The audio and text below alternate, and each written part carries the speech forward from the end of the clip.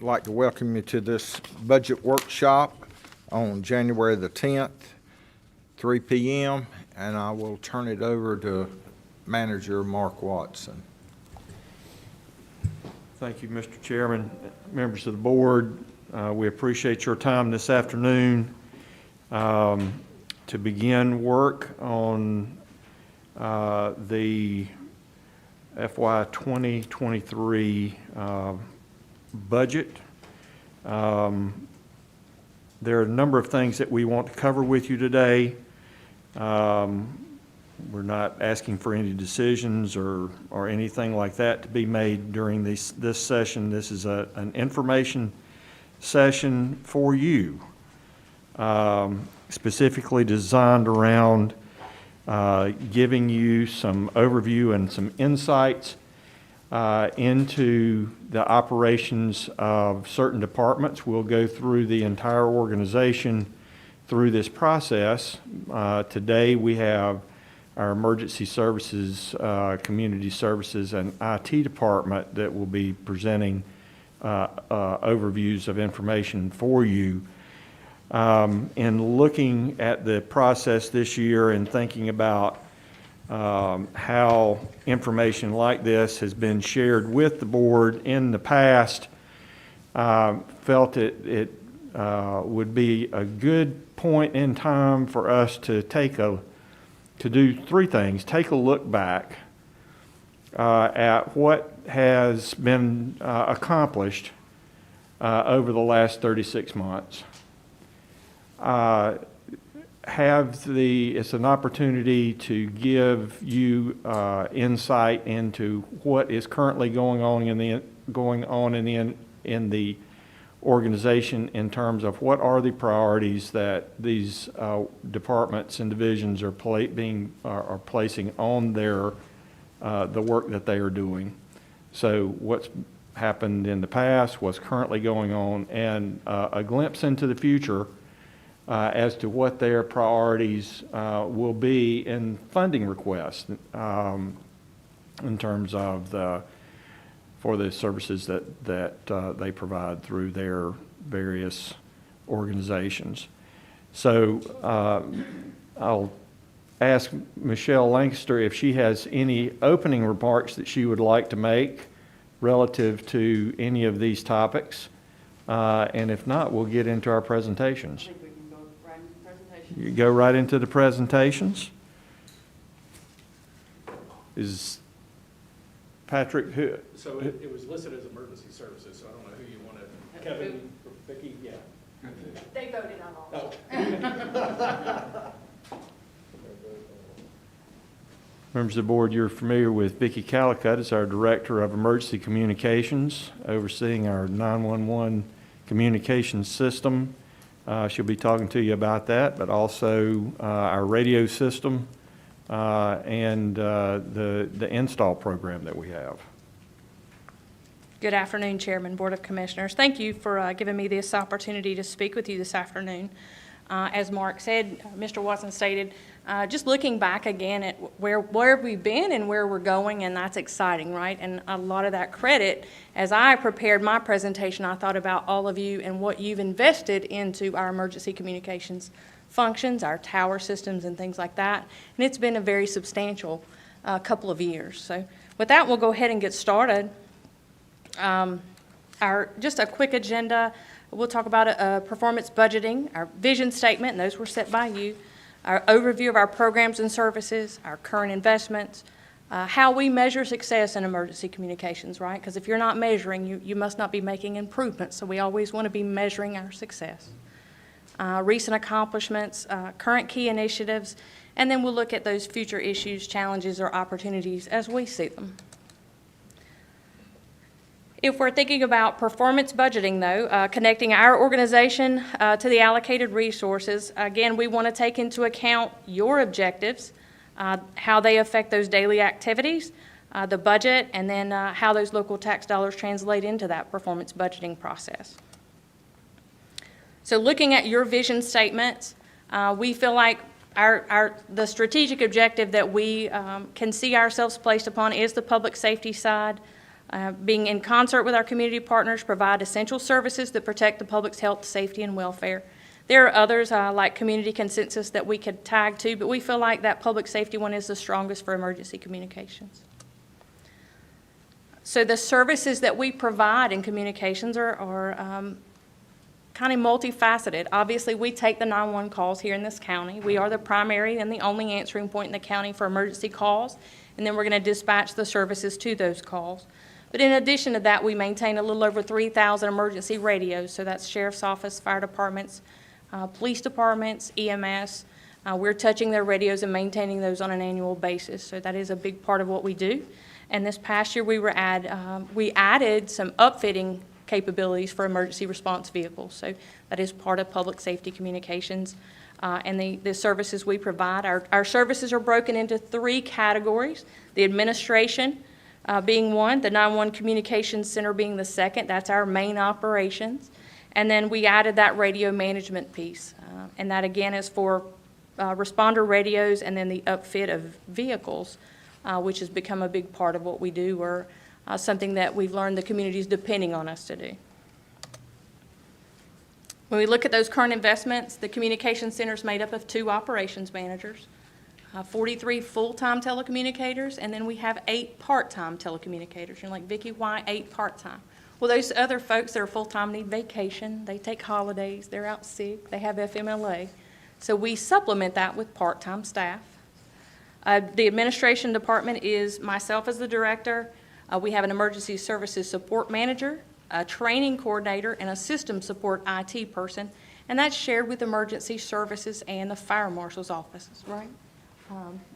With Andrew and Kevin's group. And then our radio management is a small group, but very effective. We have a shop manager, a communication system technician, and then 2 emergency vehicle installers in that shop. So how do we as emergency communications measure success? And one of the most efficient things we can do is making sure that we're answering our 911 calls in a timely manner. So we are seeking that goal of answering 911 calls in 10 seconds or less. The other things we do is that dispatch time. If we're going to be effective, if the fire department's going to be effective, we need to roll a beautiful red truck in 60 seconds, right? So we look at those times every month, and we match those against a national standard through NFPA standards. The other way we measure success is looking at our emergency medical calls and our fire calls, and we measure those calls and the instructions we provide to callers against a national standard. Are we compliant or high compliant when we're telling someone how to provide CPR instructions, for example, when we're doing aspirin diagnostics or we're diagnosing a stroke? And then we offer some assistance to a caller prior to help arriving, and we feel like there's times we're very successful in an outcome prior to someone arriving on scene. So those are some of the ways we measure success. They're not all of them. They're the most prevalent. When we talk about accomplishments over the last couple of years, just a brief list, there are many more, but if you remember, we implemented demand monitoring for the EMS service trucks. Where do we place those trucks throughout the county? How do we get the most bang for our buck when we're placing those trucks? We installed 15 bidirectional antennas in Union County Public Schools in FY19, and that was to increase the bandwidth on the public safety radios, right? So if a deputy, a fireman walked into a school, did he have good coverage inside that location? We implemented secure encrypted radio communications for all law enforcement officers in this county. That was a big challenge, right?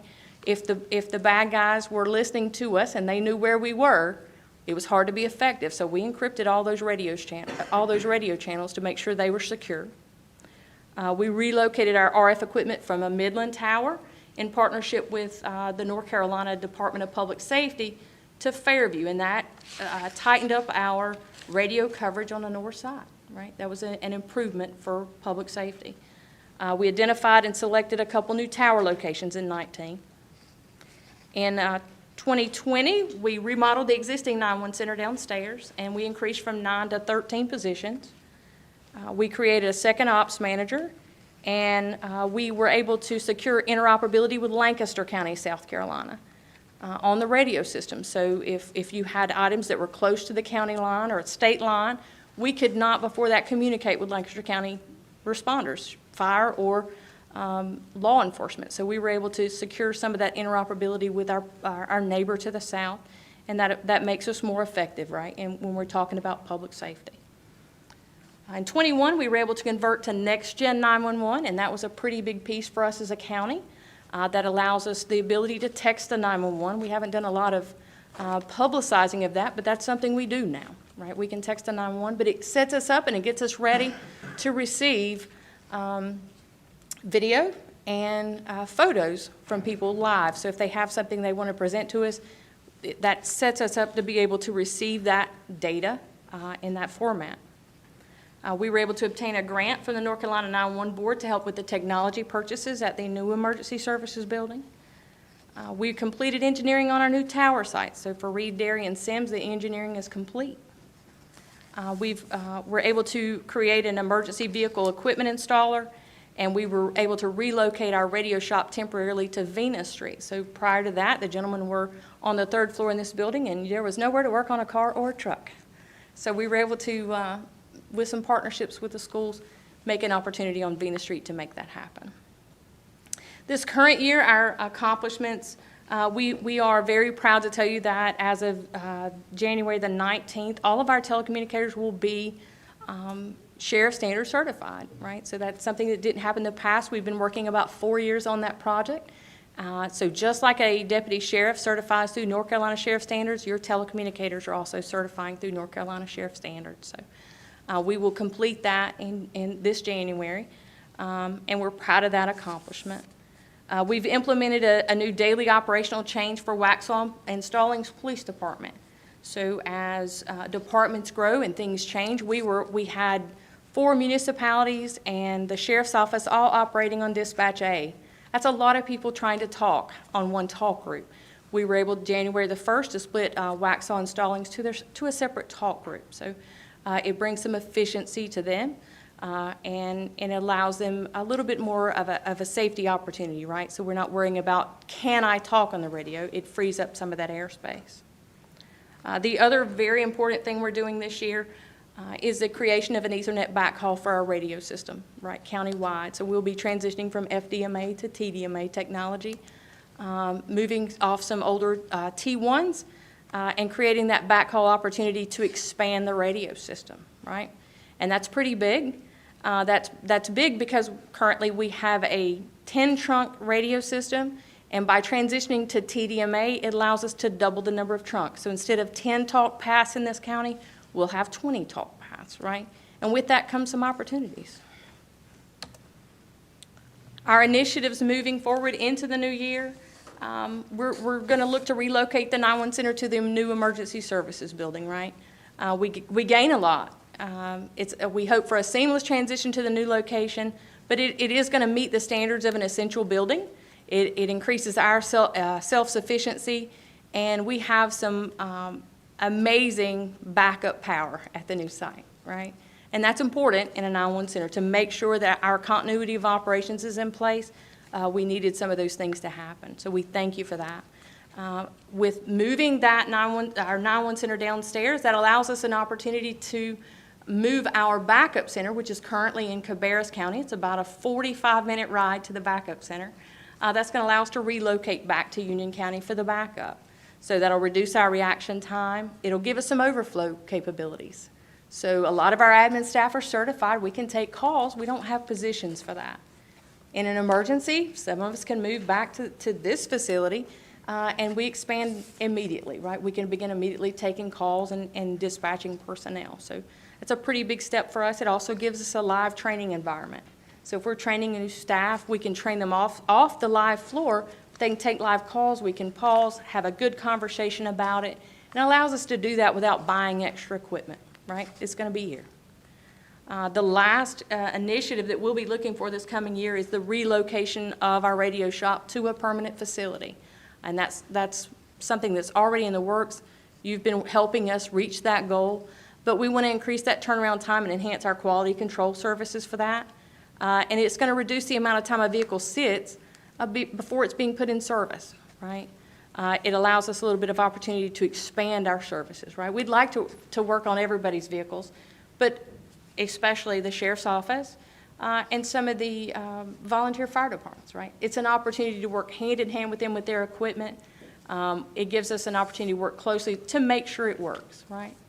So when we're talking about installing radios, when we're talking about mobile data computers in the trucks, these are all things that open up a world of possibilities, right? You're talking about, I'll know where the truck is, and I can truly tell you which fire truck is closer to an emergency if we can get to that level. So I thank you for your time. The challenges that we're looking at, future issues, we got to keep pace with the growth, right? We know it's coming. The complexity of events, and then with that next gen piece, the collection, storage, and dissemination of data. How do we secure that data? If we're going to get a video, what's my legal requirements for disseminating it or storing it? So those are some of the things we're looking at the future too. Our challenges are sustaining our service levels and staffing in a pandemic, right? That's been challenged. You'll hear that everywhere you go. It's all over the news. We have the same problems everyone else does. How do we maintain that level of service when we also have staff affected? Challenges with the tower sites. We had more than our share this past year. We had some additional requirements from U.S. Fish and Wildlife. There was a sunflower that was indigenous to the area. We had to check, make sure it wasn't there after the first frost. We had some additional comment periods required by the FAA, but we made it through those challenges. Our opportunities are tremendous. Through that conversion on the radio side to TDMA, it allows us to expand that radio system. We're doubling, right, what we can do on the radio system. So is that an opportunity to bring the public schools radio system to our normal radio system, right? It allows us to eliminate and merge the two. Is that something we want to proceed with? How do we make it happen?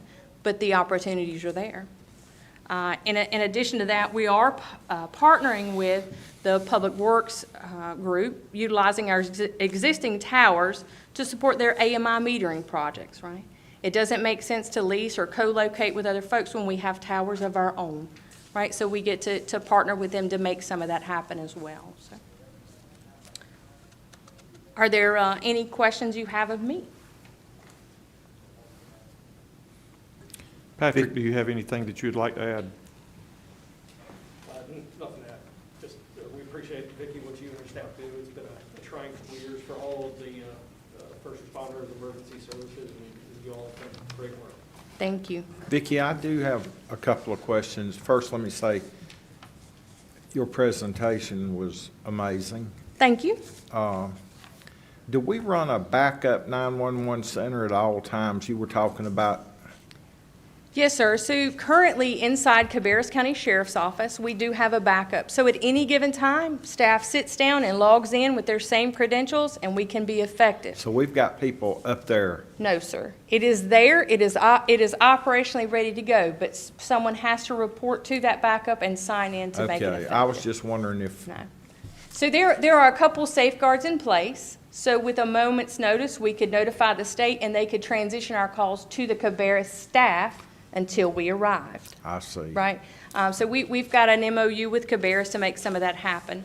The hard part is that it is 45 minutes north of us, right? The challenge for all of us is understanding every step of what you do. How is your staffing now? Staffing is good. We have some of the same challenges everyone has, though, right? How do we make sure that staff are safe, keep the same level of service, and then we're competing with a lot of folks, right? And I think that's everywhere. I think everybody has those challenges. I think that the difference is how do we recover from them, right? We have a fantastic staff downstairs, and they make all the difference. And I'll give you a really good example. Last Monday, we had a tremendous amount of rain drop on us in a very short amount of time, right? So we had some high winds. Without anyone calling, I took a console and began taking calls. A training coordinator did. We were very busy, and we had staff calling on their day off to say, "Are you guys busy? Can you use my help?" Right? So I think it speaks to the level of staff we have. They're committed to making this work. They show up when they need to, and they show up even on their days off if that's necessary. And that speaks to them, right? It's a great group of people. They understand they make a difference in outcome, and they want that outcome to be successful, right? Thank you very much. Yes, sir. Mr. Chairman, just one thing I would like to note. Vicki mentioned the interoperability with Lancaster County, South Carolina, and their emergency responders. And Christmas Eve, unfortunately, we had a fire down toward Cane Creek, in the Cane Creek area, that required some mutual aid out of Lancaster County, South Carolina, and their first responders and fire departments to come up. And I just happened to be monitoring that on the emergency radio, and can attest to the interoperability that she's talking about. It was seamless. It was, there wasn't any problems with Lancaster County talking to our fire chief that was instant commander at the time, getting instructions and talking back and forth and working in a cooperative manner. And I have listened to that several times over this past year, and it's something that kind of happens in the background, but I can tell you it's a tremendous value to both Lancaster County and Union County when we are able to do that. Well, that creates a question in my mind. Do we need the same thing to come on around? Chesterfield, Anson, and Stanley. We are working with Anson now. We're partnering. So it looks like they're going to go on the State Viper system, and we have State Viper programmed in our radios, so that should be seamless. We're hoping that all works out. Chesterfield is using different radios. So when it comes to departments who are on the line, as we call it, a lot of the radios, Beaver Lane, for example, is one. When we start asking for something specific for them, we look at a different model of radio, a radio that can do UHF and VHF and 800, and then we start looking at those antenna placements, the towers, and how can we make that happen? How can we strengthen that signal? So we look for those opportunities anytime we can, right? It's very helpful when you're working neighboring agencies. Thank you. Yes, sir. Anything else? Thank you, Vicki. Thank you. It's like we have Mr. Andrew Ansley coming forward. Andrew is our Director of Emergency Management.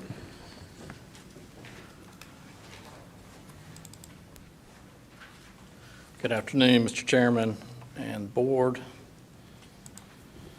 Got some information today for you regarding emergency management.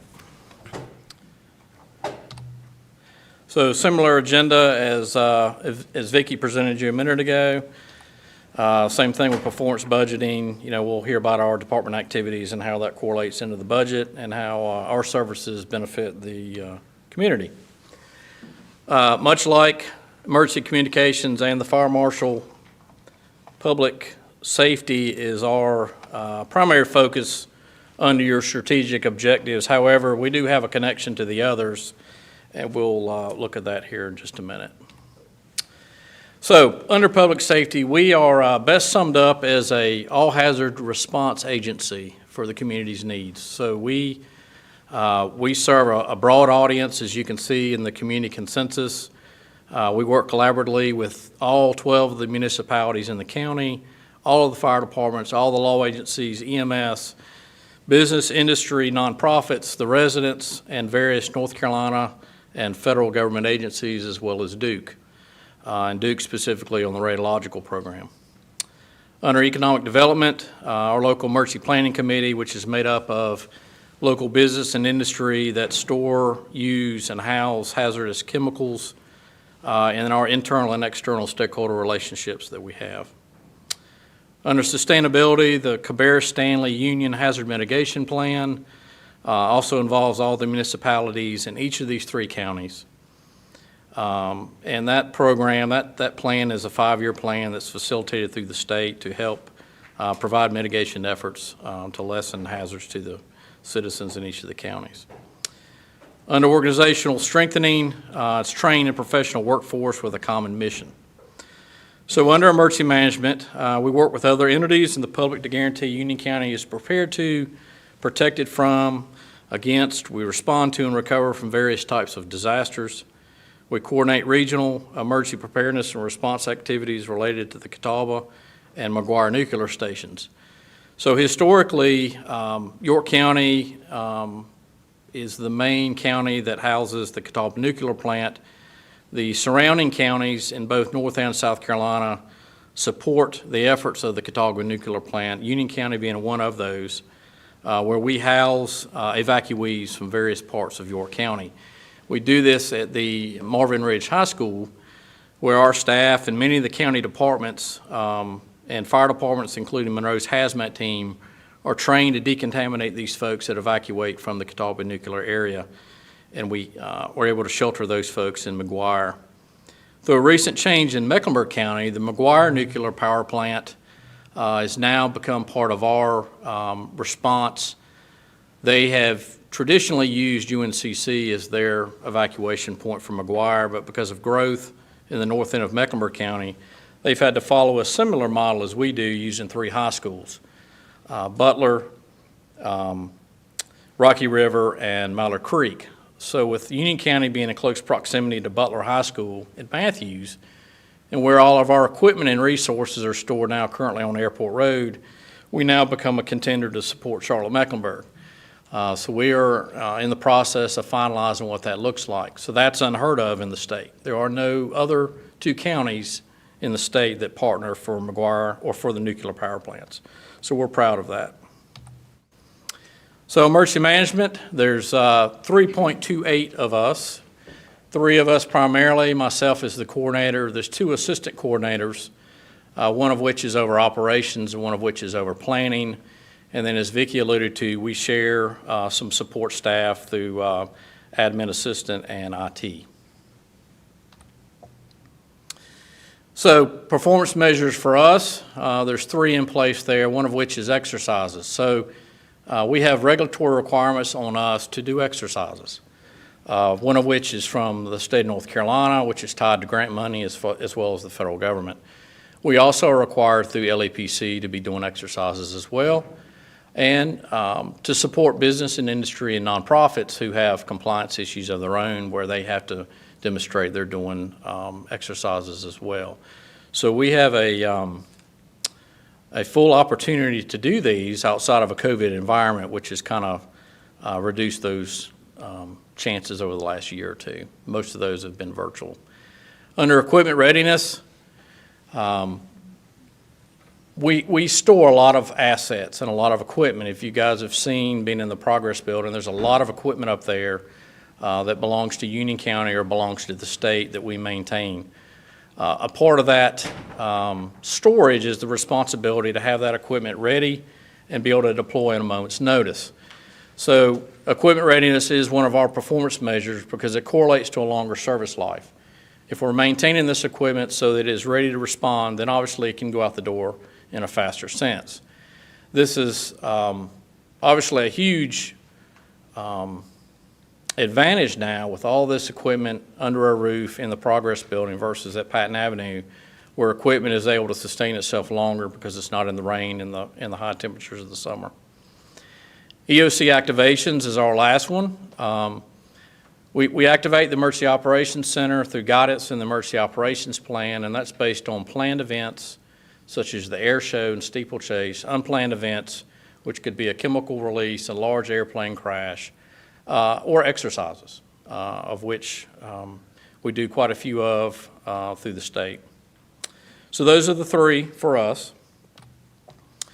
Recent accomplishments, there's a lot we've done, but not as much room here to add these. So 2019, we added an additional person. As you know, Don Moyer was the primary person representing emergency management for the 8 years he was here. I joined Don in October of 19. I was the additional FTE. As you know, Hurricane Florence visited us in September of 18 and created a lot of damage and a lot of disruption in this county. And from that, we took a lot of takeaways of things that we could increase and do better of. One of which was we lost upwards of 180 roads in this county during Florence, well past what DOT could close roads for.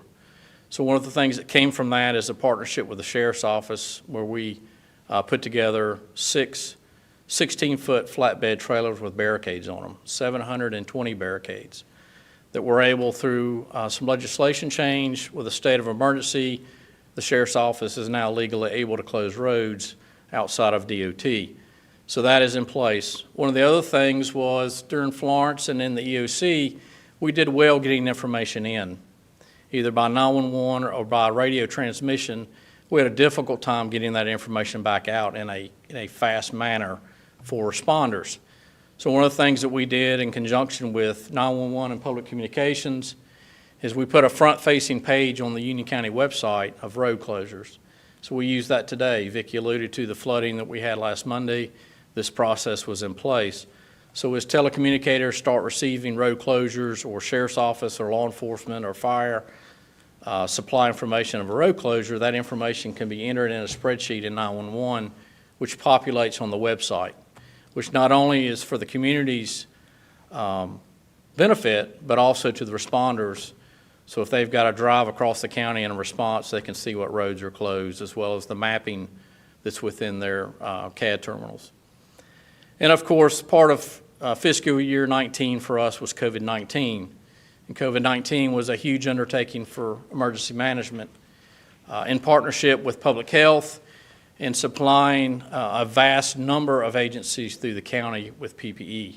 All the emergency service agencies, as well as supporting all healthcare, including the hospitals and various doctors' offices, dentist offices, congregate care, nursing homes. We were the go-to people for supplying PPE. From that blossomed into a large inventory supply that we still possess today, and we still supply entities today. COVID-19 was a tremendous undertaking for us, not only for procuring this materials, but storing it, but also distributing it to all the people needing it. During 20, Hurricane Florence recovery continued and continued for almost 3 years, or just over 3 years. Reimbursement paperwork and claims sent in to FEMA, not only for damage to county property, but also agencies that submit their claims through us, including 2 volunteer fire departments here in the county, in Mineral Springs and Bakers.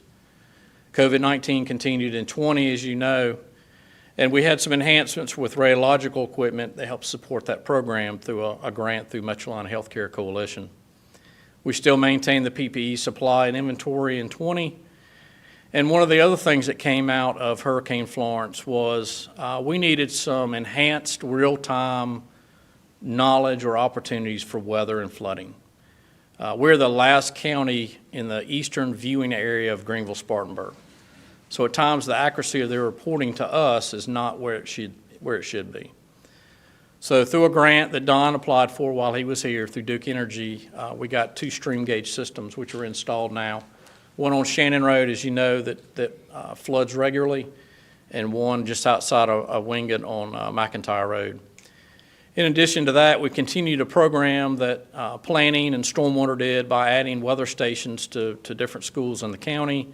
There's one on the roof of this building. We added one to Cane Creek. And we also added radar weather software to the EOC and to 911. So as you go in 911, you'll see a dedicated TV screen that's the weather radar that shows them when impending storms are coming. It actually, in that software, will show tornado signatures, it shows hail, it shows other things. These are all things that are situational awareness that 911 can provide to active events that are going on in the county. Whether it's a fire or a wreck, they can let them know of impending storms coming to them.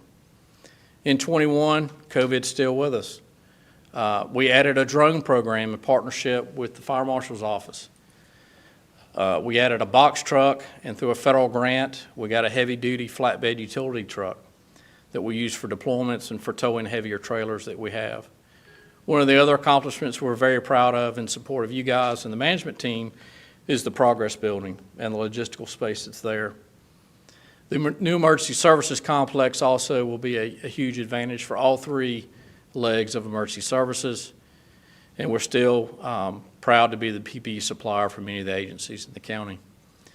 For 2022, COVID's still with us as a response plan for us. An additional full-time employee joined us, Will Seamon, that came over from Public Health. And a joint partnership program, as you know, between Emergency Services and Monroe Fire Department for Swiftwater Rescue, which has already been exercised, and we've already been applauded and received accolades from the state on. PPE supply inventory still in current. And also, we just started Rescue Task Force training, and this is part of that active shooter preparedness plan. This RTF training would have started a year ago, but because of COVID, we weren't able to do that. But that is a countywide initiative where every firefighter, EMS worker, and law enforcement agency member will be trained in the Rescue Task Force, and this is a program that is designed to save lives in active shooter events. FY23 key initiatives for us to respond to the needs of the community, first responders, and municipalities through increased staffing, improvements in technology, equipment, and partnerships. So I'll tell you, emergency management since COVID has really evolved, more so over the last 2 or 3 years than it has in 10 years. These guys will tell you when they were on the deployment in Western North Carolina, the tremendous advancement in technology that not only aids them in locating missed or trapped victims, but also aids them in safety and accountability of responders in the field. Key initiative 2, expansion of our capabilities with the new state-of-the-art Emergency Operations Center, office, and storage space. This new facility will provide us state-of-the-art situational awareness that we've never had before. So we're looking forward to that. The third initiative, increase our educational outreach with public, private, and governmental entities, and continue to professionally train and develop our staff and partnering agencies. When the EOC is activated, we're supported by a lot of agency representatives in there that fill crucial roles that continuously need to be trained and involved in their abilities. Issues and challenges, opportunities for us, keeping pace with growth. That's going to affect us like it will most every department in the county. Increased demands on emergency management for longer periods. Increased incident complexities, meaning that we expect more serious incidents to continue in the future. Incidents that are more complex, that demand longer periods of time by us and more staffing and equipment to satisfy. More significant weather events. And resiliency and continuity planning with county government. That's obviously in the age of cyber crimes, that's obviously in the forefront of everybody's mindset now, is how to be more resilient in the world in which we live. Challenges, multiple events occurring. We see this now, simultaneous events that require our staffing for longer periods of time. Obtaining advanced training for emergency management staff, both locally delivered within the county and within the state. And how do we operate in a COVID-19 environment? Opportunities for us, increased partnerships with other county EMs. We mentioned the Charlotte-Mecklenburg, but much like 911, we work closely with Anson County and Lancaster County as well, whether it's joint training or coming in to assist them when they've had some type of incident. Increased capabilities through technology in the new emergency services complex, and broadening the scope of how we deliver our services. And that's what we look forward to and hope to bring forward. So that's it for emergency management. Any questions that you have of us? Thank you, Mr. Chairman. The full-time employee that you got, is that I believe last year there was mention of a assistant emergency management coordinator. Is that the hire that was made? It is. Okay. How is emergency management done in terms of attaining additional federal and state funding sources? I know that was a goal in the planning for the last fiscal year. So for many years, we have received the Emergency Management Performance Grant, which is facilitated through the state by the federal government. So we get that funding based on the completion of required activities and optional activities. Just some examples of those, equipment readiness, one of those is one of those activities. An active LEPC is one of those activities. Maintain a registry of vulnerable population, that's one of those activities. So with that is funding that comes to the county. It's a 50-50 match. This coming year, the matches for the county is about $107,000. So that funding goes towards my position, my salary. with the additional funding that came this year from that grant for ARPA, some of that money will also go towards one of the assistant coordinator's salaries. So, All right, very good. Thank you. yes. Thank you, Andrew. I am very impressed with your department and your knowledge of your field, too. Thank you, sir. Just a couple things that I'd like to add. Sometimes you don't realize what emergency management does until you see them out there. I think in the last 2 weeks, Andrew sent me pictures of a cement truck that had turned over, a chicken truck that had turned, a chicken byproduct truck that had turned over, a UPS truck that ran off the side of the road. They were offering shelter for the first responders at the gas leak at Seacrest and Rocky River. So there's a number of events that happen in this county that a lot of them you don't hear about, that emergency management is usually in tune in providing some kind of assistance to other agencies. So I want to say thank you to him and his team, because a lot of the time it goes unnoticed. They've also stepped up during COVID to provide supplies for the Board of Election, delivering COVID supplies to all 46 precincts. So that is a heavy lift for a team of 3 people. So I just want to thank Andrew and his team for what they do for this community.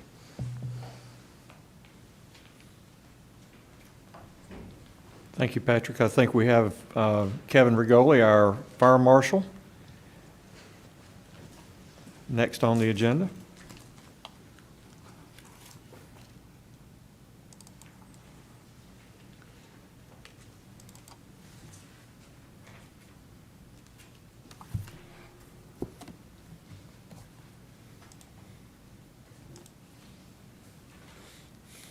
Pardon me just a minute while I get this going. Good afternoon, Chair and Commissioners and County Executive Staff. I'm Kevin Rigoli, Union County Fire Marshal. Thank you for the opportunity to address you about budget and some of the things that we've got going on in our particular world. We're going to talk about the same things basically that that Vicki and Andrew brought up earlier. With the story of my particular service area. The performance budgeting, I think Vicki covered that very well earlier. If it's okay, we'll move along from there. On the vision statement and strategic objectives, primarily ours is focused on public safety. But there are other areas within each of the strategic objectives and vision statements where the Fire Marshal's office does have a direct impact in several of those, and we'll talk about those in just a few minutes. Our overview of programs and services, we're broken down again into administration and operations because we do have some shared resources with personnel with the other 2 service areas.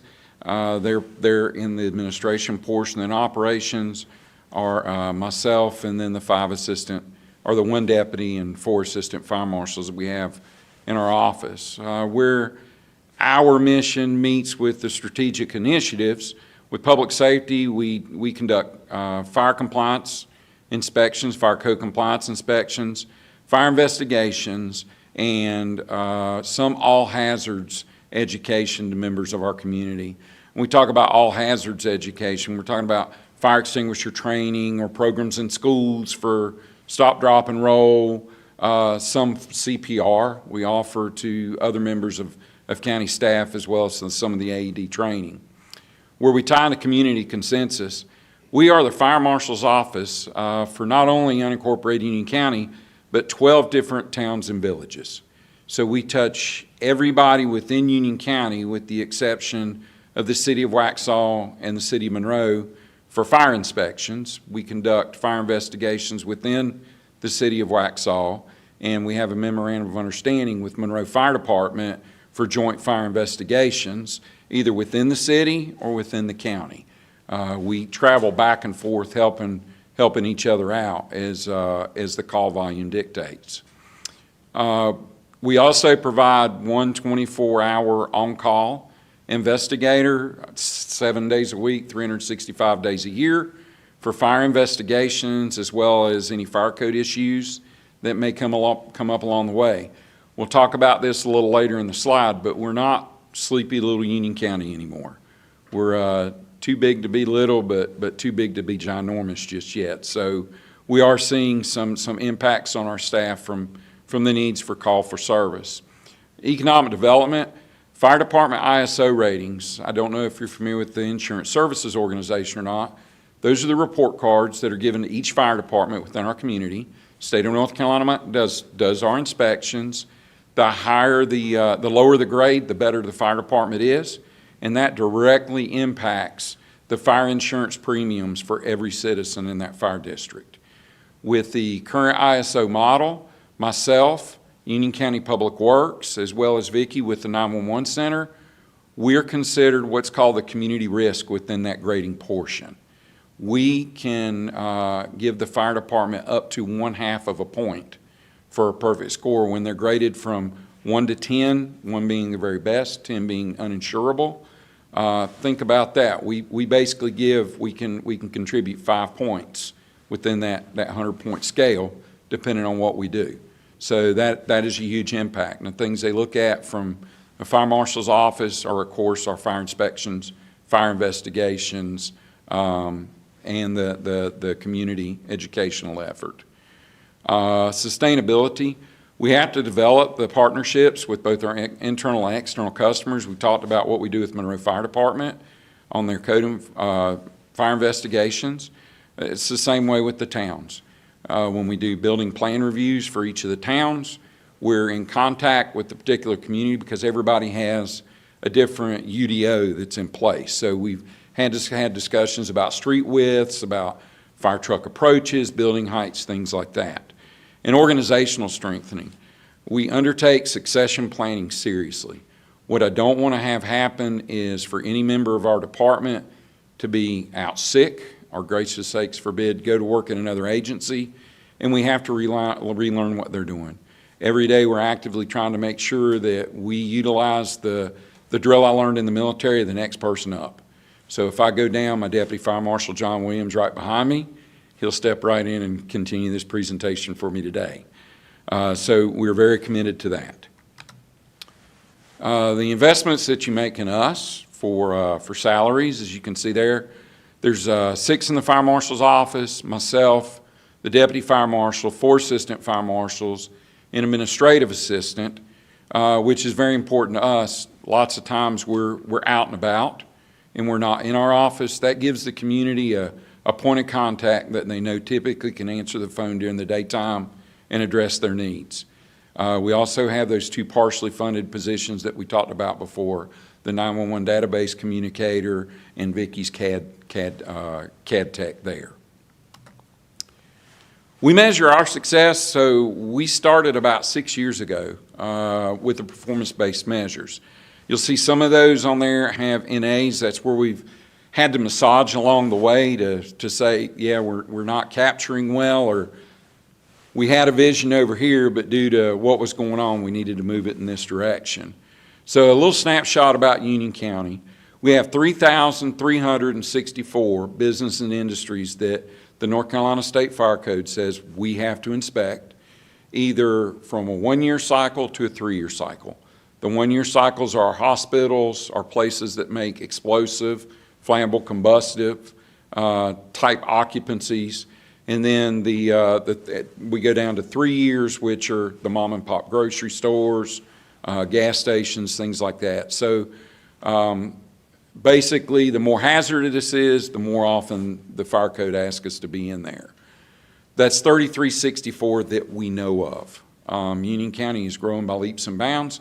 It's not uncommon to go into a business park that had 4 storefronts in it a year ago, and now they've subdivided and there's 8 storefronts in there. So that's always a moving target for us to try to figure out if we're getting everything that we're supposed to get. In the grand scheme of things, ideally you'd want to be in every business, every occupancy at least once a year. Time back to ISO again. ISO gives that greatest credit for those annual versus what the Fire Code in North Carolina mandates, but it's a matter of balancing the cost versus what you get out of the investment there. Those 3,364 occupancies, we have 83 Union County, or we've got 83 schools total. 54 of those are Union County Public Schools buildings. Inside those 54 Union County Public Schools, there's 12 after schools. We have 5 charter schools and 12 private schools.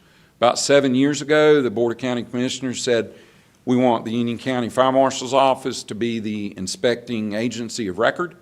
Prior to that, for many, many years, you had the City of Monroe that went back to the days when the city had their own school system. They were still doing inspections. It makes great sense. It's a continuity of interpretation in the fire code. So what we try to do is make sure that we've got the same inspectors in the same schools every time so everybody knows what the expectation is, and to make sure there's not any surprises for the school system, who's our customer. They're a little different. They are actually, the inspection frequency is determined by North Carolina General Statute 115, which came about in the early 60s from the Our Lady of Angels Catholic School fire in Chicago. And they basically said, we're going to inspect all of our school buildings twice a year. And we're not going to do them any further apart than 180 days and no closer than 120 days. So that gives us a 60-day cycle 2 times a year to try to get all these things done. So needless to say, we're going at a high rate speed when we're going through our schools. In addition to that, you heard me talk about plan reviews. Our 3-year average has been about 825 plans reviews per year. So that counts everything from the new hospital that they're building in Stallings, all the way to the mailbox kiosk that I reviewed today for a project off of Billy Howey Road. And then our fire investigations, 165 structure fires in the past 3 years, 131 others that we've investigated. Of all of that, 29 of those have been criminal events. And as you can see, in just a little while, we'll talk about our accomplishments and how each of those service areas return an investment on the dollar. Our most recent accomplishments, in 2019, we added an assistant fire marshal. We were overwhelmed with the workload, so we added an assistant fire marshal. I actually asked the manager at the time, can you give me a couple of years with the one you're given? Let us see how that works so that we're not trying to dump folks in an issue. Our arson clearance rate that year was 35%. Our arson clearance rate is also tied to our community partnerships, again, with local law. So we investigate the fires. We tell them it's Colonel Mustard in the study with the candlestick, in the sheriff's office, or Waxhaw PD, or Stallings PD, or Marshall PD. They work in conjunction with us towards getting to the end of that criminal investigation. So it's a very collaborative effort along the way. Our 2020 accomplishments, we provided primarily emergency management COVID support. You heard Andrew talk about the distribution chain that had to go out. We did not want to be the honeybees of COVID in our community. So we actually shut down our inspections program like many communities did around the state. You just didn't want to expose me going to 8 different occupancies in a day and touching those folks if something went on with me. So we primarily focused on delivering supplies, the logistics for COVID. And then one thing that I'm very proud of, when that slowed down a little bit, we looked at how do we keep our inspections going. So we began with a virtual inspections process. We were actually one of the first in the state to do that, where we either did it through go-to meetings or we did it on our iPhones, and those were primarily focused at our foster cares, because when folks that were trying to get foster children could not get fire inspections, that held up the placement of that foster child. So we had foster parents walking through their house with a telephone with one of our staff members opening windows, pushing smoke alarms, things like that, and then we pushed it out to our nursing homes and our hospitals and some of the places in the hospitals that we were worried about there being high consequence pathogens. During that time, we also replaced Union County's fire safety house, which had been around for about 20 years. We applied for and received a FEMA grant through the Assistance to Firefighters program. When we got our safety house in, for many years, between Monroe and Union County, those fire safety houses went to Anson County to help them. They didn't have one. So the Board of Commissioners so graciously allowed us, rather than going to gov deals, we took the old fire safety house to Anson County. They did some work on it. So that resource is still down there today, serving a portion of our community at times when those kids go to schools down there. The arson clearance rate, again, very proud. We were better than 50%. 2021 accomplishments, every fire department is now rated by ISO. That is a huge accomplishment. We finished the last one on Saturday at Jackson. So what that means is for many years we had fire departments that were rated just at a 9S, and that's good, that's okay. But now they've gone ahead and they've done what we call a better than. So we're waiting for those ratings to come out, and when those ratings come out, we should see the insurance premiums for every one of those citizens lowered. So we should know in the next 90 to 120 days from the one that we did this weekend. The other thing that we did, we partnered with emergency management, got in the drone program. Those drones have been used on fire investigations, both here in the county and out of county since we put it in place. And Andrew's group used it at the flooding up in the mountains to show some of the flood devastation, and most importantly, to look for folks and houses that have floated down the river. Again, our arson clearance rate in 2021 is 42.7. I want to go back and talk about that just a minute.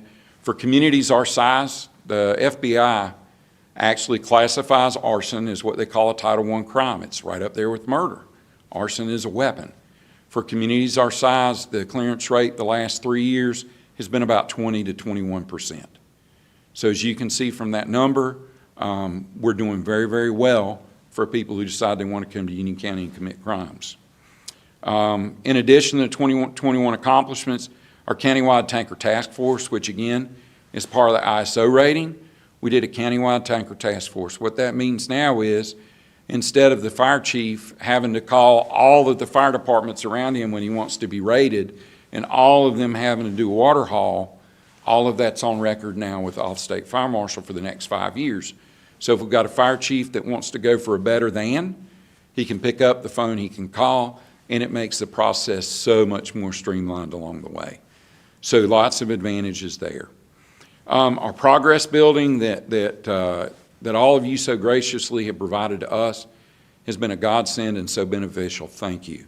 We've got equipment that's not sitting out in the weather, that's not getting broken down by the heat and cold, and we've actually got folks over there that if we call ahead, they've already got the trailer pulled out for us in an emergency. So Wendell and the General Services folks, they really do work very well with us. And then the new Emergency Services Complex. Very excited about that. Gives us a large classroom that we can train in. It serves as an EOC. And finally, for the first time in my 7 years, all of us can be in the same building at the same time with all of our employees together that are working at that time. That's absolutely tremendous for our continuity of operations during sustained events. Our 2022 accomplishments, we're going to be placing the mobile air compressor into place that was granted to us through the budget last year. That mobile air compressor can move to any significant event that the fire departments have to provide air, either for a direct fill to the SCBA bottles they wear on the back or for the squad's cascade system that they've got. It can also be used for off-site training when they do live structural burns, when they're working down at the burn center in Monroe. So that's just huge that we've got that asset to be able to get out to the fire departments. We've got a couple more in the county, but the issue comes with them, I think a lot of times, is that staff member more important at the scene with a fire hose or working the event than it is to get the trailer. Well, that's what we do now. We're here to support our fire departments and our EMS and all of our other emergency responders. And one of the big things that we want to do in 2022 is we want to focus on all hazards and fire safety focused programs. One of the things that we ran across that we realized was a gap very early last year was that we don't always know that we've got a burn patient in Union County. It would either come in as a first responder call or it would come in a very small fire and someone would be burned. And the fire departments naturally, after hours on weekends, they're good to us and they don't want us on the road unless there absolutely needs to be a call like that. So we had a gentleman burned, we knew nothing about it, received a phone call from a family member, started circling and realized we've got a gap. We've worked on that significantly. Feel like we have it addressed pretty well now. But with that being said, this year in Union County alone, we've had 20 people transported to burn centers, 20, and we've had 2 fire deaths. We are now, 10 days into 2022? We've already had our first burn patient. So as we grow, unfortunately, those types of calls are going to come in. And the only way we feel like we can try to prevent it is to try to get out there and focus on an all hazards program. What that's going to be or what that's going to look like, I'm sorry, I can't tell you that yet. We're still early on evaluating what we need to do and how we need to move forward. However, it is my firm belief the best fire that any of us will ever fight or investigate is the one that never begins. So I look for us to try to be more proactive instead of reactive. And with that being said, that's a good segue into our 2023 initiatives.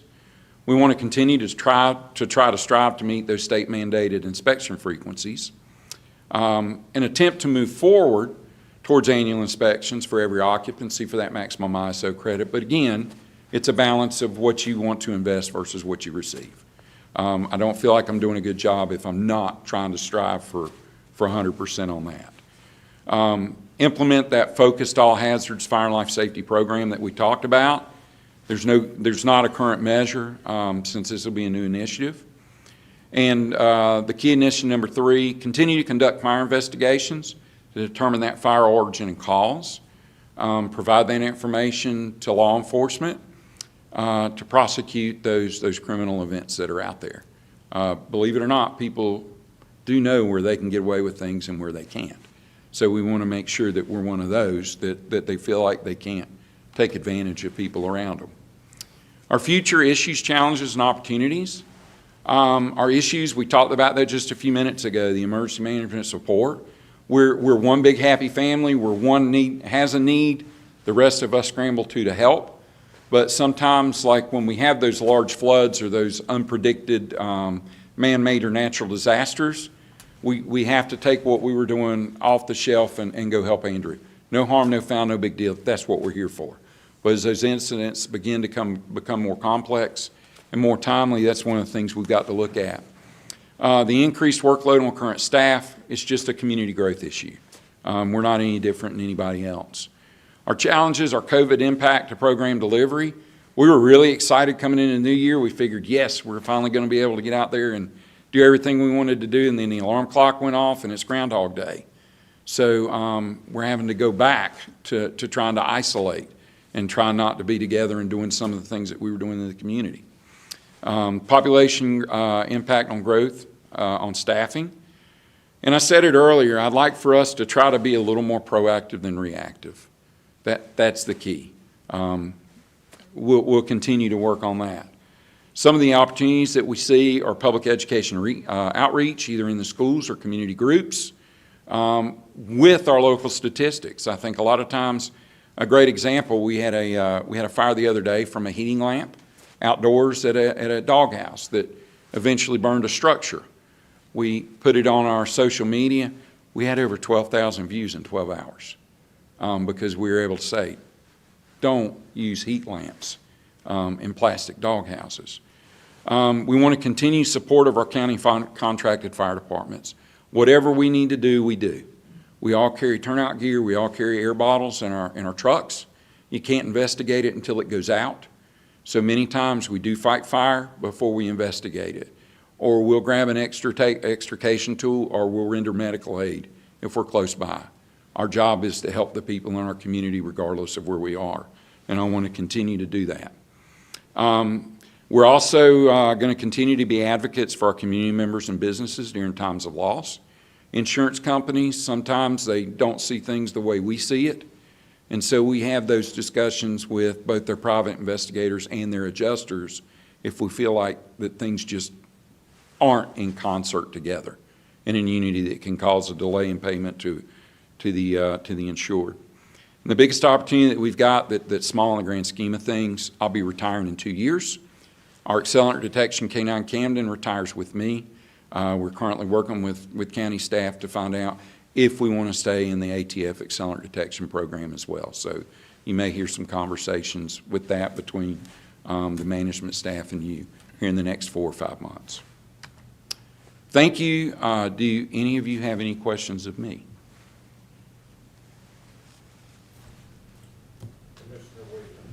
Yeah, I just have a quick question. Thank you for the presentation, Kevin.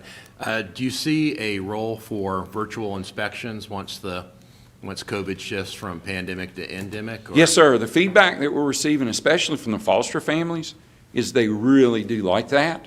So, yes, sir, as long as we've got folks that are comfortable with doing that, absolutely. I'd love to continue the virtual stuff. Very good. Thank Schools, you. we can't do schools virtually. That's our biggest issue. Commissioner Haynes. Yeah, Kevin, I'd like for you to expand a little bit on Camden. Yes, sir. You kind of blew over that. I know that he's a 24-hour-a-day, 7-day-a-week responsibility for yourself, and what your team with Camden brings to our community is to be commended. Yes, sir. So thank you. So what Camden brings to us locally, we've been graduated for 3 days, 5 years ago, got called to a fire on Mill Grove Road. At that fire, there was a young lady that lived with her grandmother and her 24-year-old sister had Down syndrome. The daughter, or the granddaughter, was threatening suicide. The grandmother took herself and her sister and sheltered, waited for the sheriff's office to come. She called 911. First deputies got there. There was smoke showing. By the time they were done, I think they may have transported 5 deputies to the hospital for smoke inhalation. They were trying to get in to rescue the grandmother. They could see her down on the floor. They just couldn't get her out because of the fire and the heat and the smoke. Fire department goes in, gets her out. When we rolled up, they were actually bringing her out the door, rendered medical care and aid. Unfortunately, the grandmother deceased as a result of the fire. Began to had a talk with the sheriff's office folks there on site. How do we want to do this? We talked about doing the search warrant. They do the search warrant. I said, hey, let's do a search warrant for everybody who was in the house at the time. They talk about doing these people searches. Just for grins and giggles, let's do a people search. So the two granddaughters that remained on scene got search warrant back. Camden does the search. Well, he is trained to detect ignitable liquids, gasoline, kerosene, diesel fuel, lighter fluid, things like that. Camden sat and gave an alert on the pajama pants hem on the right inside ankle of one of the granddaughters. My jaw dropped. We took him back, took him away. He did the exact same thing in the exact same place. Sheriff's deputies decided to take her to the sheriff's office to change her clothes and began an interview. So what was really neat about this particular fire is myself, our ATF CFI agent, because we were brand new out of school, was there with me to make sure we were doing things right. A couple of folks from our office and a detective took my deputy fire marshal sheriff's office to begin the investigation. They're investigating, or they're having interviews with her. We're investigating on scene. Camden alerts. It's these particular places. We pass the information on to them during the interview. This is all real time, mind you. And within an hour, John calls and says she just laughed and said, well, what do you want me to tell you I used? Because everywhere you're telling me that the fire started, they're right. Subsequently, she has been convicted for the murder of her grandmother. That's what Camden brings to us. So rather than us taking our masks off after a fire's investigating, going through and doing the old scratch and sniff way like we used to do, we can bring Camden in now. He's the happiest thing you've ever seen because to eat he has to work. And once he finds it, that's the evidence that we put in the can, and that's what we send to the lab. Indirectly, what he brings to us are relationships throughout the United States that we never had before. We've gotten into federal schools that we've never been able to crack before because we have an ATF canine in this county. The ATF makes a call and they put John in a class they've been trying to get into for 12 years. We've got those same folks coming and bringing training to us here locally in Union County when everything dried up because of COVID. Nobody was offering. So that same ATF agent, Darren Solomon, who lives in Unionville, he comes here and he conducts training for us. So I hope that answered your question, but that's what being in that program does for us locally. Thank you. Thank you. Thank you, Kevin. Yes, sir. Thank you, gentlemen.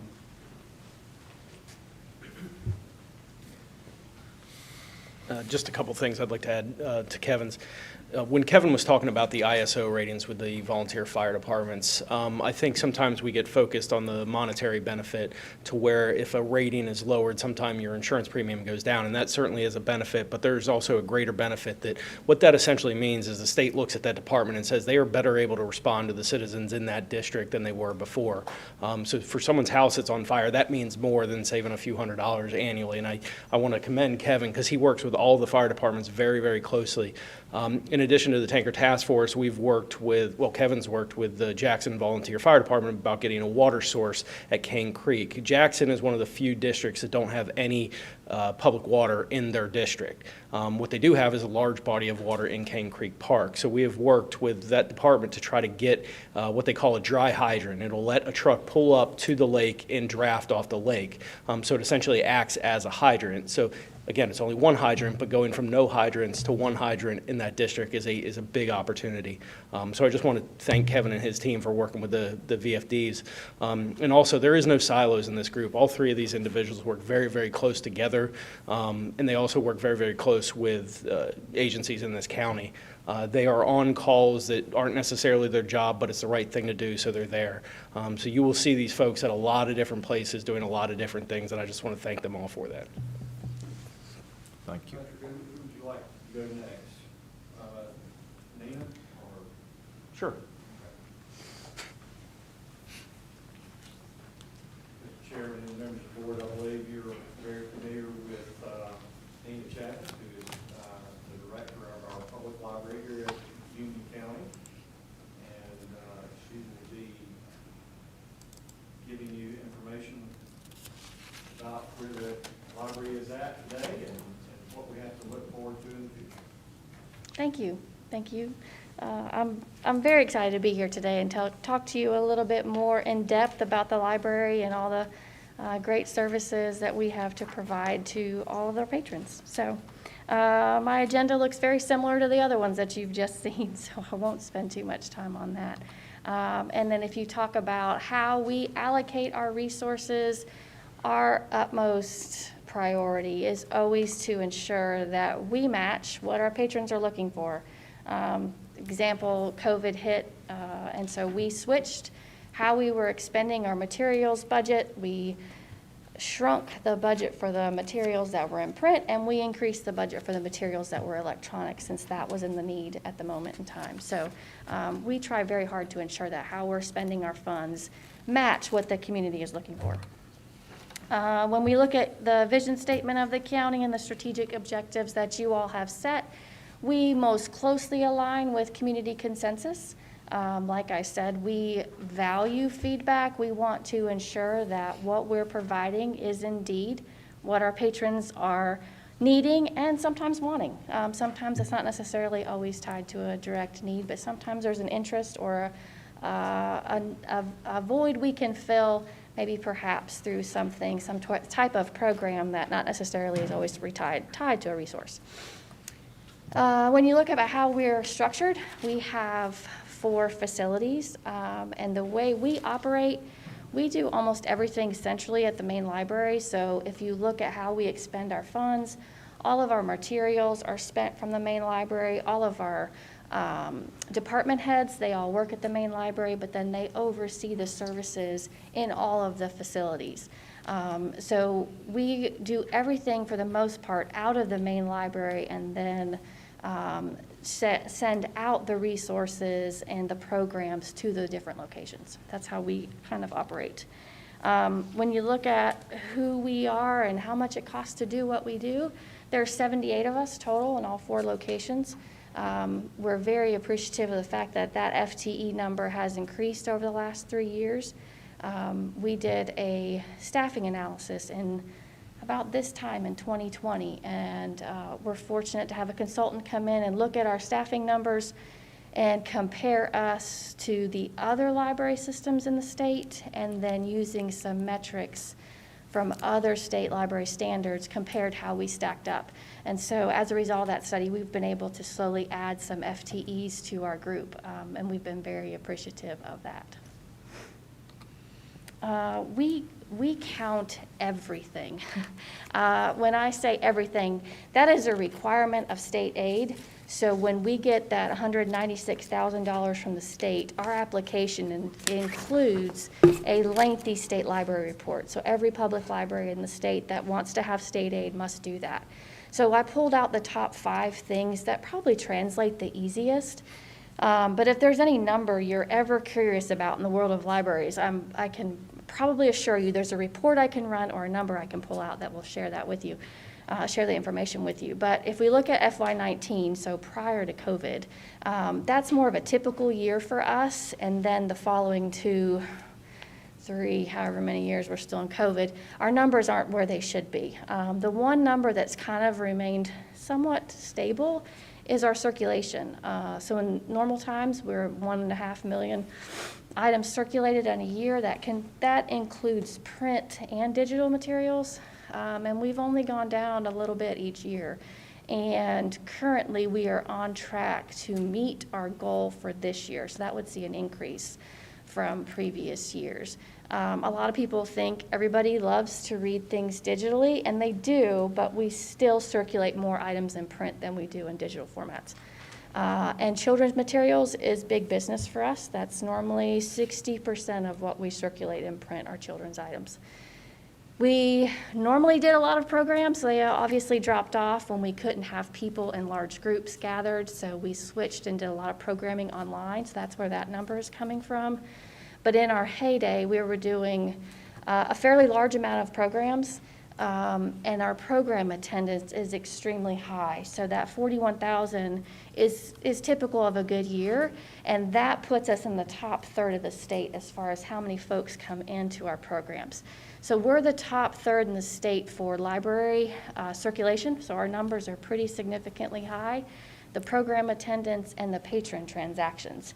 We're in the bottom third for the state for the number of programs presented. So our size staff and our size library should be presenting more programs, and that's most closely related to the fact that we don't have the level of staffing that we should to be able to provide more, and we're working on that. So we're going to get there for sure. And patron transactions, those are questions that require some sort of lookup. So not what are your hours, where are the restrooms, but legitimate questions. There's a very specific definition that the state library makes us capture. So those are questions that have some sort of staff involvement that require some sort of lookup. So again, those are pretty high numbers for us.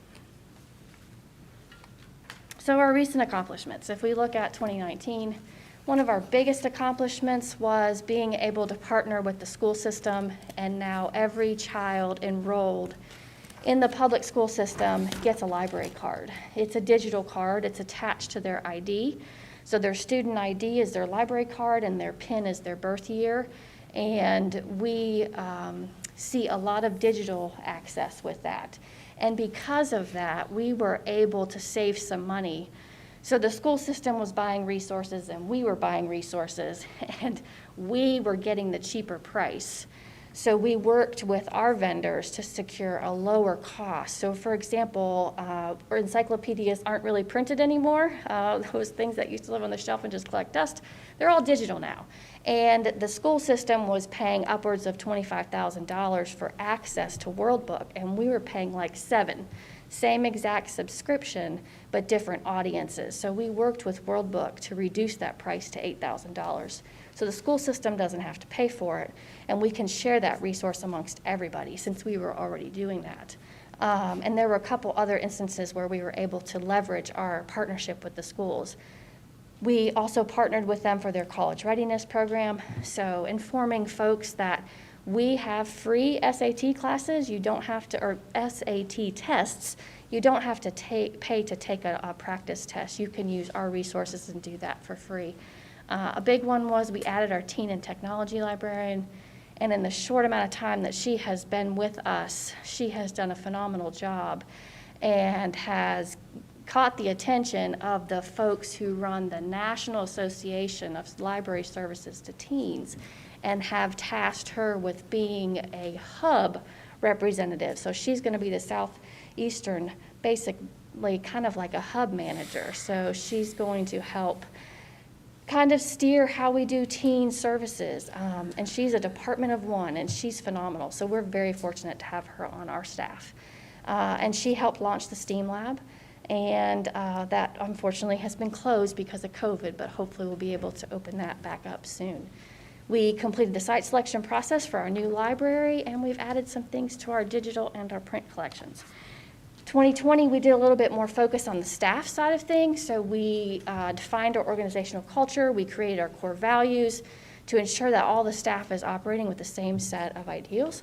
We completed a staffing analysis that I alluded to earlier, which was very helpful, and just kind of showcased how we stack up in the state.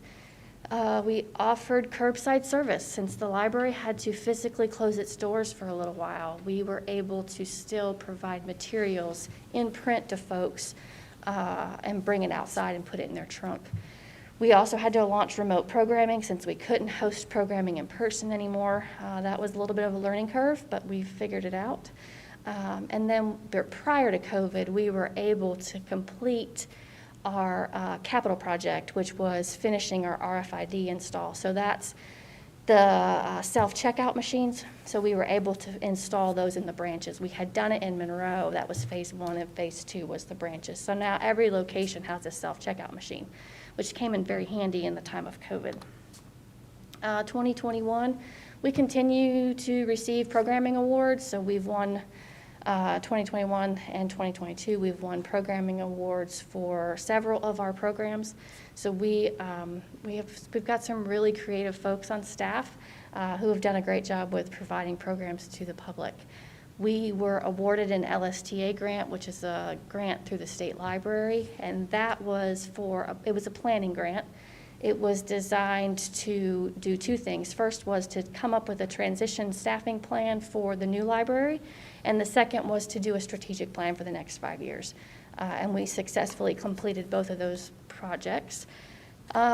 We launched some things to help a little bit more with COVID. We launched wireless printing, so a lot of people come in, use our Wi-Fi, and then they want to print, and there's not an easy transition. So if you've got something on your phone and you want to print it out, you're going to have to download it, email it to yourself, and then come sit at one of our computers, pull it up, and then print it. But now you can basically upload it to the cloud and then walk to our printers, type in your password, and it will retrieve your print job and print. So that's been a nice welcome change. And you can also pay your library fines online. That wasn't available before. Another feather in our cap, the state library asked us to train the rest of the state on how to use a piece of software to run our summer learning program. So we'd been using that program for quite some time, and so they asked us if we would lead that initiative, and we gladly did.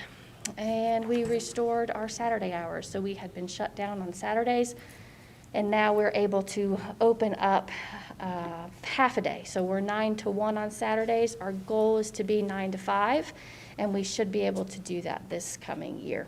So we're excited with that. And last but not least, so far this year, we have won more programming awards. We launched a new streaming program called Canopy.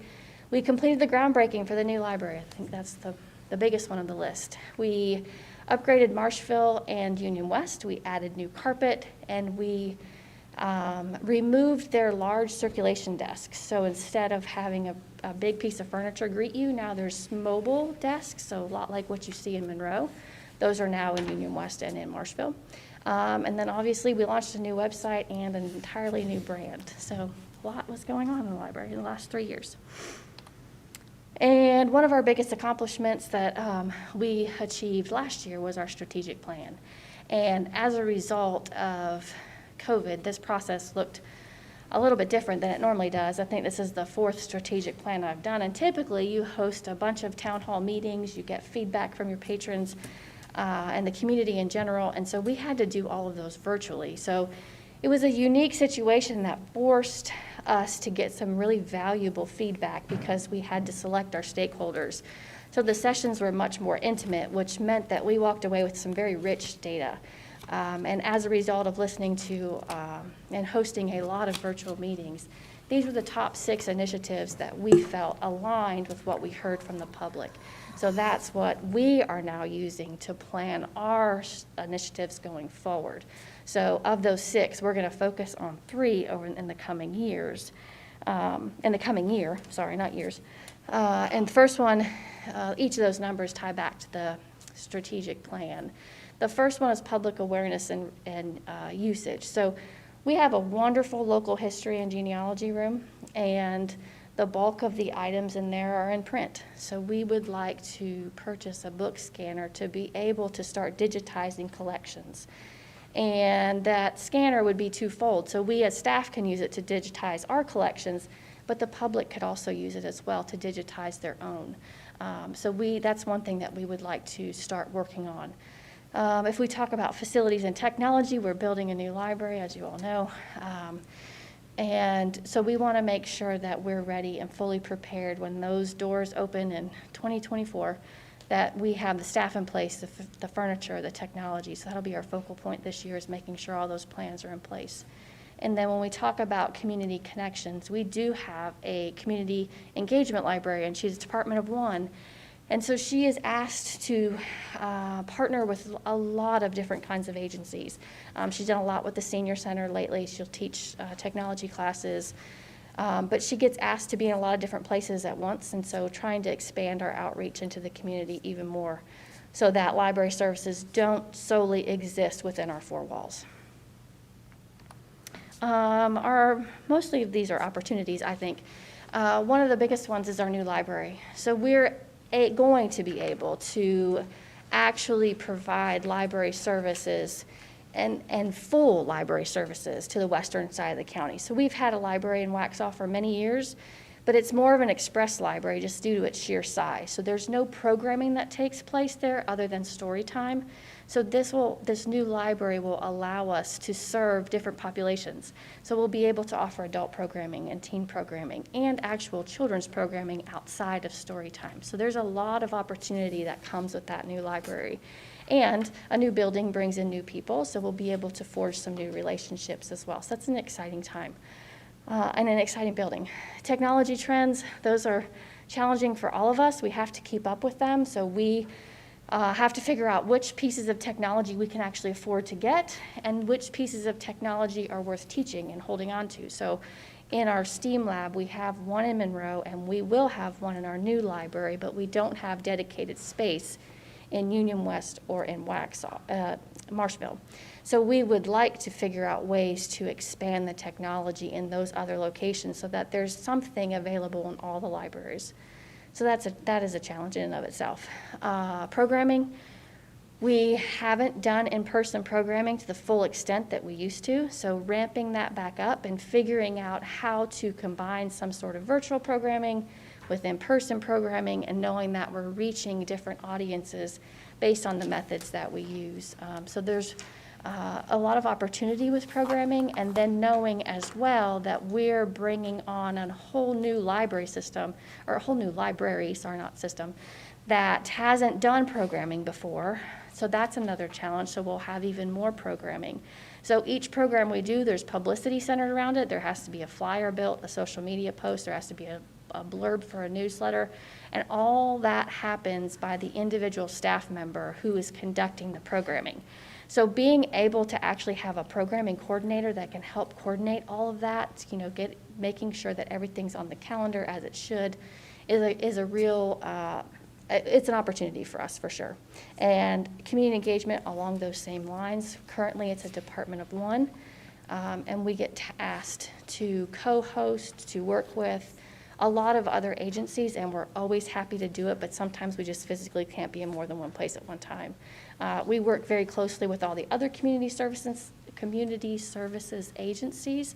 So if they're hosting an event 9 times out of 10, we're there, Parks there, Soil and Water, Cooperative Extension. Somebody's always at each other's events, and we do that regularly as well. So that's a little bit about us and who we are and what we do. So I thank you for your support, and I'll be happy to answer any questions you may have.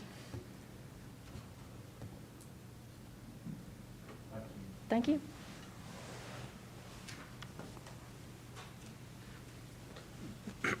Just one thing. A few months ago, I think you'll recall that Nina was appointed to the Public Library Certification Commission.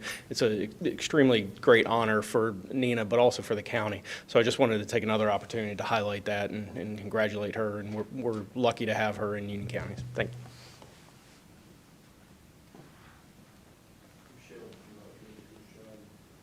I'm happy to. Our last presentation today is from our information technology staff. So you'll recall meeting our new director, John Emilio. He is here. He has really hit the ground running. So some of what you're going to hear today are some of the things that he has started to kind of peel back some layers of things that we had asked him to look at when he took on this new role. So we really wanted him to be one of the first departments you heard from, because there are some key infrastructure things that we're going to be taking care of from an IT perspective. And hopefully you'll learn more about those from John and be able to ask any questions that you might have. So I'll turn it over to John.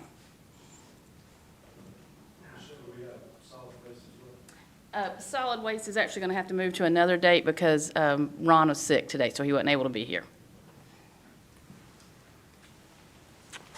Good afternoon. Let me make sure I get the, all right.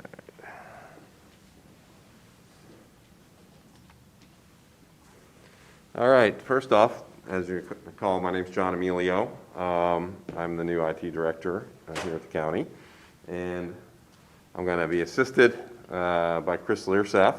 We're going to kind of do a dynamic duo presentation here, so you hear two different voices throughout, and we're going to try to do our 6 feet distancing so that, playing it safe. But anyway, glad to be here, and we're going to go ahead and get started with the standard agenda that everybody's been following. And you want to come on up and do your part? Hello. So as you've heard already from the other presentations, we have the performance budgeting, and this shows how we can work with our departments to go through the strategic objectives that you guys have laid out. The one that we are focusing on out of the vision statement and strategic objectives is organizational strengthening. I feel like IT is integral in helping the organization and building all the initiatives that you've heard already in the presentations and what you'll hear over these next couple of meetings. Our programs and services. Currently, we are able to accomplish these organizational strengthenings through our recent restructure. As you guys are aware, we went through a lots of change over the last 2 fiscal years. Avero Assessment did the assessment for infrastructure and staffing, and now currently we're able to dedicate focus on cybersecurity, network, desktop support, document management, GIS, and telecommunications. And we'll go over some of the accomplishments of what those areas have done, and then John will discuss the initiatives of what we're trying to do with those areas. Currently, we have 18 FTEs that go across those areas. We have a security officer. We have a network and infrastructure area now run by Chris Helms. We have added on a help desk supervisor. We now have a dedicated system administrator. And we also have a network and telecom specialist that will be focusing on the phones. Currently, because of all of the dynamic changes of IT and moving from where we were before the Avero assessment and where we're currently at, we're still in development with the measurements of how we measure success. One of the exciting things that we'll be having going on is that John will be working on with budget on how to measure some of what we are doing and what we're trying to accomplish. So just real quick on measuring success. So some of the things that I'll be looking at. Number one is how do we deliver the top-notch service to our internal customers, and that's going to be using some benchmark surveys to our staff. There's already current survey processes going on, and we're going to continue that and just get a gauge for what our staff needs, our different departments. Second thing is focusing in our help desk statistics, and that's basically our trouble tickets. You'll be seeing next year at this time different numbers with statistics on how many tickets we open and close and what our problems were and what our solutions were and things like that. The second thing is in our networking environment, which is really our infrastructure, keeping the lights on or basically the computers on. We'll be focusing on network uptime. And we're going to be in the process in some of the projects in the next 12 months, bringing in tools that will help us measure that. And we'll be setting goals for uptime or availability on the systems. Also, a big part of IT is project management. And I'll be instituting some goals and measurements around projects, number of projects completed on time and within budget. And that again will be a future identification and presentations on how we rate in that area. So those really are the main, in terms of technology, the main areas that will have measurements set up. And of course, budgeting is the last thing. I failed to mention that right off the bat, but the success in coming in overall within our budgets and making sure we're budgeting adequately and accurately for the future for technology. So I think those are some of the key things, the core things in technology that I'll be setting and implementing so that we can evaluate our success.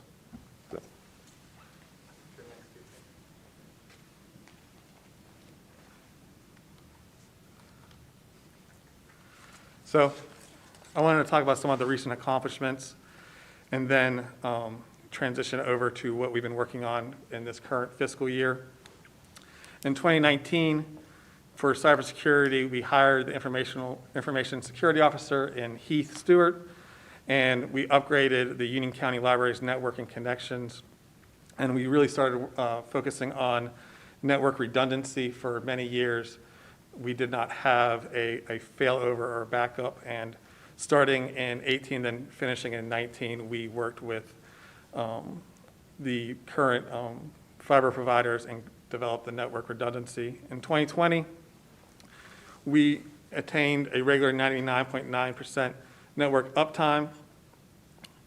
We also, because of the pandemic, quickly implemented remote work, allowing county employees to serve the public during the pandemic. The way we did this was through direct access and then also remote apps, which allowed employees not to have to be in physical locations of county buildings to do their work. They were able to work remotely.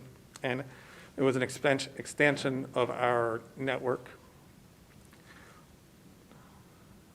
In 21, like I mentioned previously, is when we completed the IT infrastructure and staffing assessment recommendations, and that took a lot of uplift from our end of just seeing where we were in the previous years and then where we wanted to move forward and then how we could build IT. And we were with Avero, and Avero, as you guys know, did their presentation on the assessment. In 22, we continued the infrastructure upgrades for virtual server environment. This was really big in order to allow for remote work. We started our Active Directory cleanup. We had network redundancy and performance improvements and continued refinement of remote work accessibility. We hired full-time staff for positions of Director of IT, the System Administrator, our Help Desk Supervisor, and our Network and Telecom Specialist.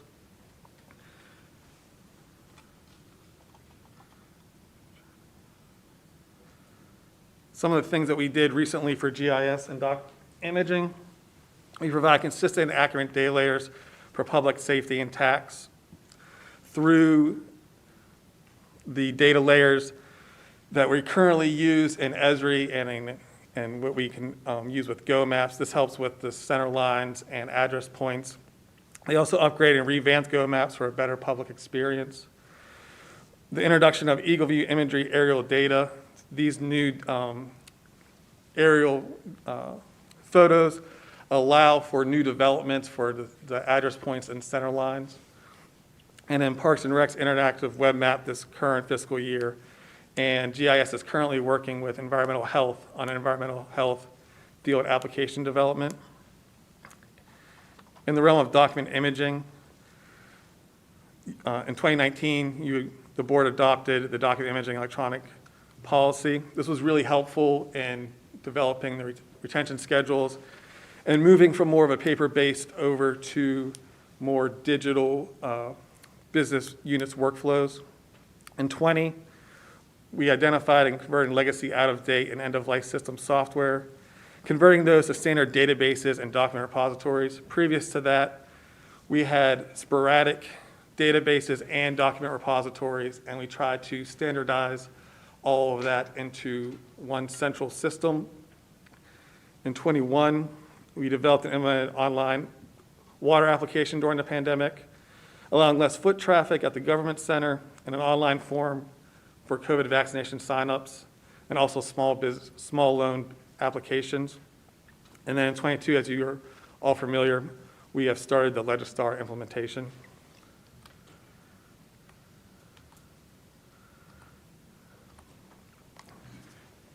Work on the key initiatives. All right, so looking ahead to the fiscal year 2023, some of the things that we're going to be focusing on in those categories that Chris just spoke of.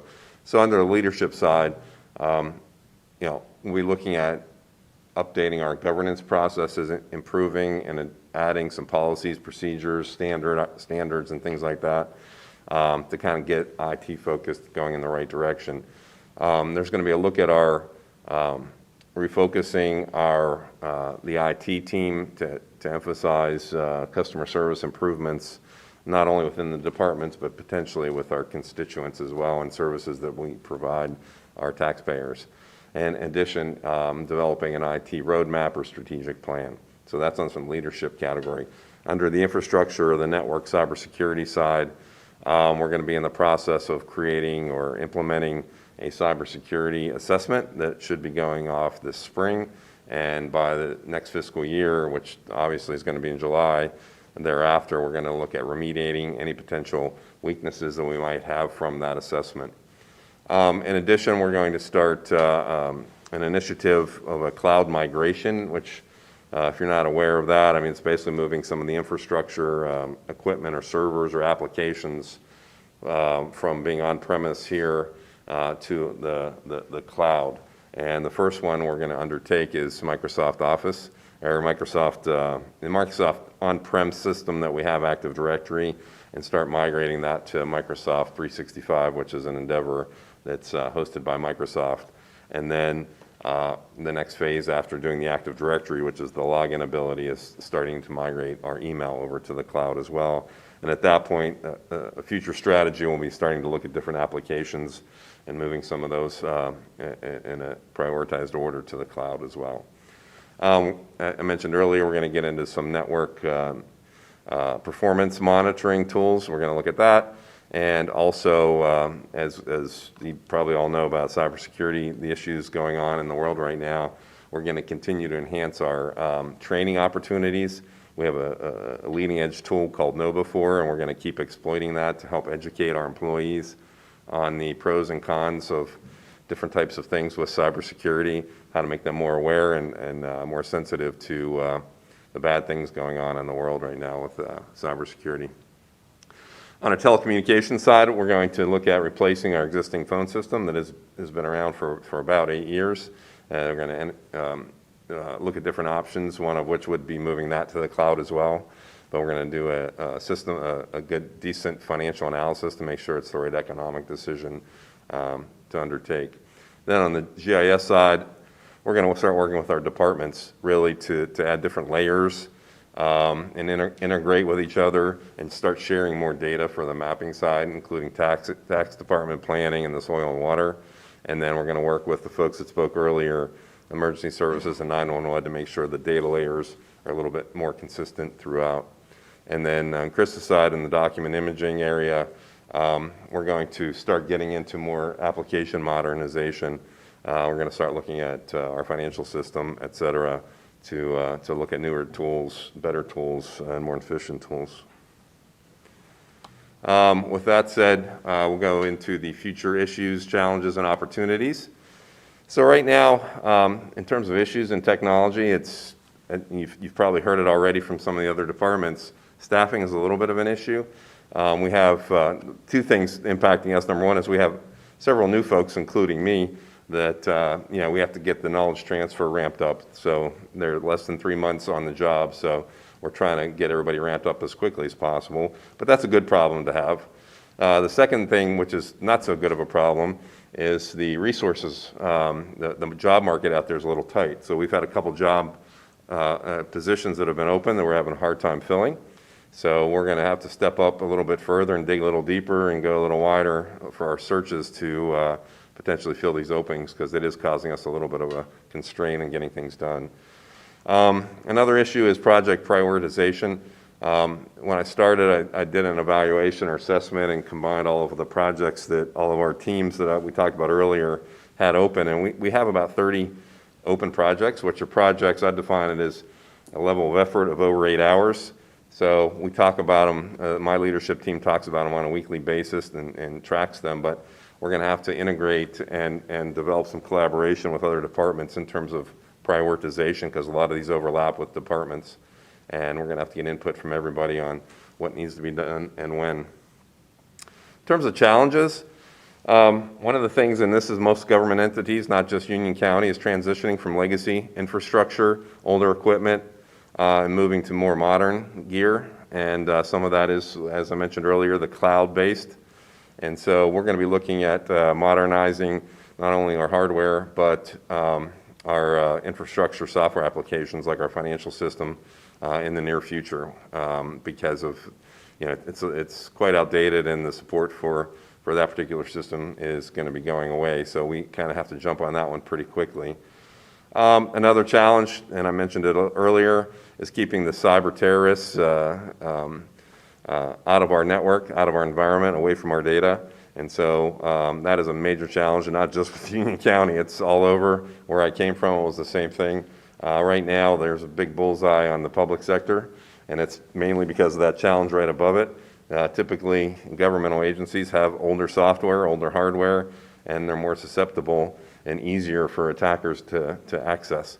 And also, there's potentially more ability to pay ransom if in a ransomware situation. So we really got to tighten down our hatches. We got to make sure our infrastructure's patched, booted, modern technology, and our users are trained. And that's going to be a big push next year. Some opportunities that I see coming in is increased collaboration with our departments. And I know Chris has already done a good job at starting in integrating and working with our other departments and the other IT folks within the departments in the county. And so we're going to continue to take advantage of that opportunity. The second thing, which is a little bit different, and I'd like to throw it out there, and I know some of the folks have talked about already, is developing relationships with not only local area agencies, but at some point developing, once our infrastructure is tight and in place, and helping other smaller municipalities with their cybersecurity initiatives, potentially sharing resources or adding some actual revenue to the county. So that is something, like the sheriff's office does it already. So we potentially could talk to some smaller governments and help them with their technology issues. And then the third opportunity is obviously, to me, I've already mentioned it, is application modernization. We can leverage some of the newer technologies, the new cloud tools that are out there, and help reduce costs and reduce some of the stress on this facility in terms of having to maintain a huge data center that we already have. So that's it for the challenges and opportunities. With that, I thank you for your time. And if you have any questions for Chris or I, please let us have them. Mr. Williams? Yes, thank you. Do you have a timeline for when the performance measurement items will be completed? Well, it'll be since I kind of came in the middle of the fiscal year, we're going to start, my goal is to start beginning of fiscal year 23 and work with my team on these goals and set the goals, and then throughout, it'll be for the fiscal year set of goals. So this time next year, when we're talking about last year, I'll have the goals from the beginning of the year and the accomplishments, throughout the fiscal year. So we're probably looking towards fiscal year 2024 for that? To get the results, yes. Yeah. But I will periodically provide updates, like in the future at one of the meetings talk about the goals that have been set for the team and where we are progressively through the year. So hopefully by this time next year, there won't be any surprises, kind of have an idea of how we're going with them. All right, thank you. Anything else? Thank you. Thank you, gentlemen. Mr. Manager, you have a wrap-up. Yes, sir. I'm gonna let Ms. Lancaster do the wrap-up. Okay. So just to follow up on the IT presentation, two big takeaways that I want you to make sure that you heard there are the Microsoft 365 migration that we're going to go through. That is a big lift, but something that we think is necessary. We need to move in that direction. And then the second that you'll hear more about is this, looking at our big systems, particularly he mentioned Tyler Munis, which is our financial system, which is not going to be supported in its current state. So we're going to go out with an RFQ and look at and see what else is out there in the world. And make some changes to that, and so we'll be keeping you updated on that. But John has done a really heavy lift in quite a short amount of time to give the management team really a good, broad perspective of where we are and the things that we need to work on. And then the other thing that he did mention as well is this tightening of the hiring pools that we have. I'm hearing that from several departments, not just IT. So looking at maybe doing some contract work to bring in staff, that we need to get some of these important projects on maintaining their momentum as we go forward. And so with that, what I would say is closing is, as I mentioned, we will have solid waste at a future meeting because Ron was not able to be with us today. But you'll see your future departments at your second meeting. You have the schedule that was adopted. You have a notebook, I think, with the presentations with you. You can take those with you and bring them back, and we'll bring you more papers to put in there, or you can leave them and we can put those in for you too, whatever your preference is. We can do that. But we hope that you use that as a reference as you get the manager's recommended budget later in May, and as you go through your deliberations about the budget, you'll have this information to help you make informed decisions when you need to for budget adoption. Thank you, Michelle. Thank you, Mr. Chairman. Mr. Chairman, one thing in closing, just as a reminder to the board, unrelated to budget or the presentations, but this Saturday, January the 15th at 3:30, the MLK Martin Luther King banquet will be held at Elizabeth Missionary Baptist Church Event Hall. The address is 402 East Houston Street here in Monroe. Again, that starts at 3:30. You've been sent information previously about that. And I know some of you have responded and will be attending. If anyone else would like to attend, if you'll please let me know, we'll make arrangements for a seat at the table. Thank you. Thank you very much. I'll entertain a motion to adjourn. Have a motion? All in favor? Aye. Thank you. Thank you to all the team members here.